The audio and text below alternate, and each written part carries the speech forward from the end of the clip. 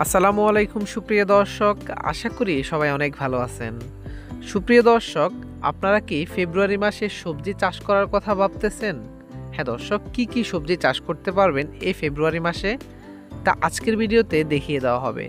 তাছাড়া এমন কিছু তথ্য দেওয়া হবে যেগুলি আপনারা গাছে অ্যাপ্লাই করতে পারলে খুবই অল্প সময়ে প্রচুর পরিমাণে এই ফেব্রুয়ারি মাসে ফলন ধরাতে পারবেন।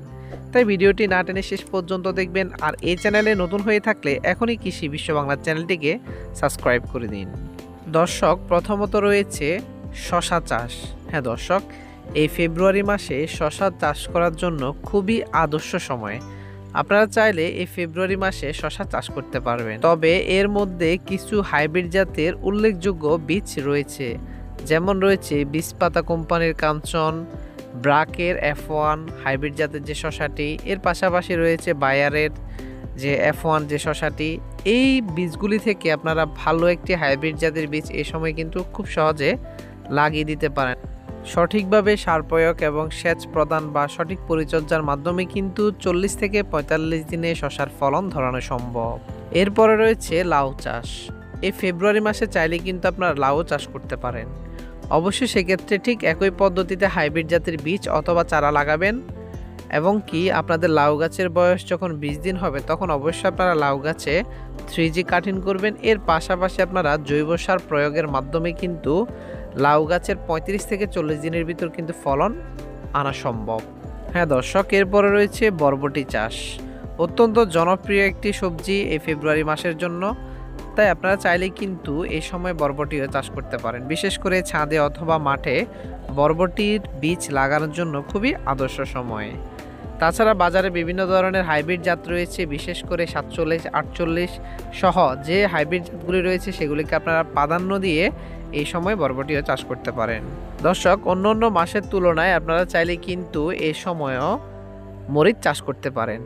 তাছাড়া এই ফেব্রুয়ারি মাসে যদি মরিচ চাষ করেন, একটি সুবিধা রয়েছে, সেটি হচ্ছে মরিচ গাছে যে কোঁকড়ানোর যে সম্ভাবনা থাকে এটির রোগ কিন্তু খুবই কম হয়ে থাকে। তাই আপনারা চাইলে কিন্তু এই ফেব্রুয়ারি মাসে মরিচও চাষ করতে পারেন।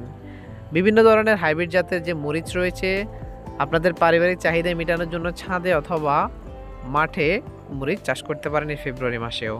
হ্যাঁ দর্শক, এর পাশাপাশি আপনারা চাইলে কিন্তু বেগুনও চাষ করতে পারবেন। বিশেষ করে অন্যান্য মাসের তুলনায় কিন্তু ফেব্রুয়ারি মাসে চাইলে আপনারা বেগুনও চাষ করতে পারেন।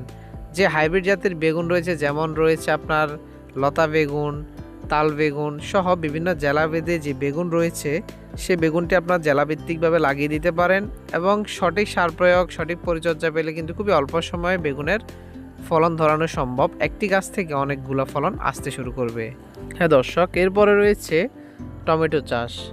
বিশেষ করে এ সময়ে যারা টমেটো চাষ করার কথা ভাবতেছেন, চাইলে কিন্তু এই সময় টমেটো চাষ করতে পারেন। হ্যাঁ দর্শক, অবশ্যই সেক্ষেত্রে যে চেরি টমেটোর হাইব্রিড জাতের যে বীজটি রয়েছে অথবা চারা নিয়ে এসে কিন্তু আপনারা লাগাতে পারেন এই সময়ে। এবং কি এই সময় টমেটোর চারা যদি লাগিয়ে দিতে পারেন, তাহলে আপনাদের সঠিক পরিচর্যা যদি পেয়ে থাকে তাহলে খুবই অল্প সময়ে মাত্র 25 থেকে 30 দিনের ভিতর কিন্তু আপনাদের টমেটো গাছের ফলন ধরতে শুরু করবে। এর পাশাপাশি শাক জাতীয় যে সবজিগুলি রয়েছে আপনারা চাইলে সেগুলো চাষ করতে পারেন। যেমন রয়েছে লাল শাক। আপনারা যদি লাল শাক চাষ করার কথা ভেবে থাকেন, আপনারা চাইলে কিন্তু এই ফেব্রুয়ারি মাসেও বাজার থেকে কয়েক টাকার বীজ নিয়ে এসে মাঠে ছিটিয়ে দিতে পারেন।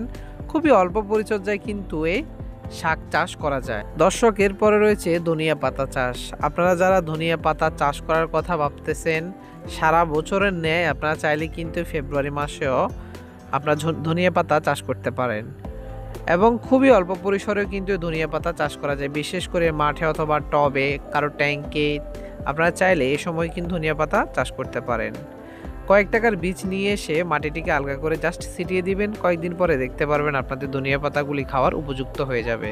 দর্শক, এরপরে রয়েছে করলা। হ্যাঁ দর্শক, এটি উচ্চ ফলনশীল একটি সবজি। তাছাড়া খেতে একটু তেতো হলেও বাজারের প্রচুর পরিমাণে চাহিদা রয়েছে। তাই বিভিন্ন সবজির পাশাপাশি আপনারা এই ফেব্রুয়ারি মাসে সারা বছরের ন্যায় আপনারা এই ফেব্রুয়ারি মাসে করলাও চাষ করতে পারেন। 40 থেকে 45 দিনে কিন্তু হাইব্রিড জাতের করলার জাতগুলি থেকে ফলন ধরানো সম্ভব। তবে সেই ক্ষেত্রে অবশ্যই আপনাদেরকে পরিচর্যাগুলি ঠিকভাবে নিতে হবে, যেমন সার প্রয়োগ, সঠিক সময় আপনাদের গাছে মাচা দেওয়া, সঠিক সময় কীটনাশক প্রয়োগ করা পোকা দমনের জন্য। এগুলি করতে পারলে খুবই অল্প সময়ে কিন্তু আপনাদের গাছ থেকে ফলন ধরাতে পারবেন। দর্শক, আজকের ভিডিওটি এ পর্যন্তই। ভিডিওটি যদি আপনাদের ভালো লেগে থাকে অবশ্যই কৃষি বিশ্ব বাংলা চ্যানেলটিকে সাবস্ক্রাইব করে দিবেন, পাশে থাকা বেল আইকনটি অন করে দিবেন এরকম নিত্য নতুন কৃষিভিত্তিক সবজি চাষের ভিডিও পেতে। সকলে ভালো থাকবেন, সুস্থ থাকবেন। আল্লাহ হাফেজ।